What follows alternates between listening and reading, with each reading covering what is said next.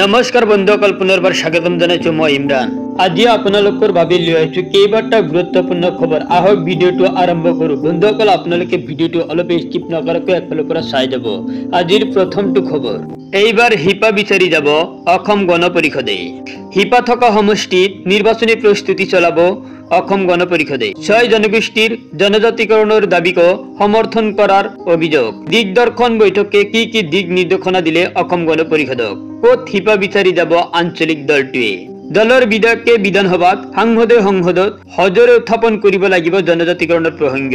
কেন্দ্ৰীয় ৰাজ্য চৰকাৰে জনজাতিকৰণৰ সন্দৰ্ভত কৰণীয়খিনি কৰক। বন্ধুসকল আপোনালোক যদি ভিডিওটোত এতিয়ালৈকে লাইক কৰা প্লিজ এটা লাইক কৰি দিয়ক আৰু এনেকুৱা ধৰণৰ নতুন নতুন ভিডিও সদায় পাই থাকিবৰ বাবে চেনেলটো সাবস্ক্ৰাইব কৰি কাষত থকা বেল আইকনটোত অল প্ৰেছ কৰি ৰাখক। এই মুহূৰ্তত জনাবলৈ চেষ্টা কৰিছো আন এটা বিগ ব্ৰেকিং নিউজ। যেতিয়াই যাব নোৱাৰিব জুবিন ক্ষেত্ৰলৈ।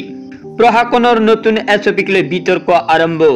মুখ্যমন্ত্ৰীক সম্বোধন কৰি সাহিত্যিক ৰীতা চৌধুৰীৰ ফেচবুক পোষ্ট। ৰীতা চৌধুৰীৰ ফেচবুক পোষ্টক লৈ ক্ষুণ্ণ মুখ্যমন্ত্ৰী। ৰীতা চৌধুৰীৰ মন্তব্যই মানুহক উত্তেজিত কৰিব।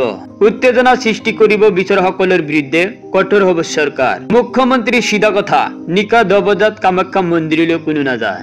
ভূপেন্দাৰ সমাধিলৈ নিশা 10 বজাৰ পিছত কোনো নাযায়। সোণাপুৰত স্থানীয় লোকসকলৰ কথা চিন্তা কৰা প্ৰয়োজন বুলি মুখ্যমন্ত্ৰীৰ মন্তব্য। এই মুহূৰ্তত জনাবলৈ চেষ্টা কৰিছো আন এটা বিগ ব্ৰেকিং নিউজ।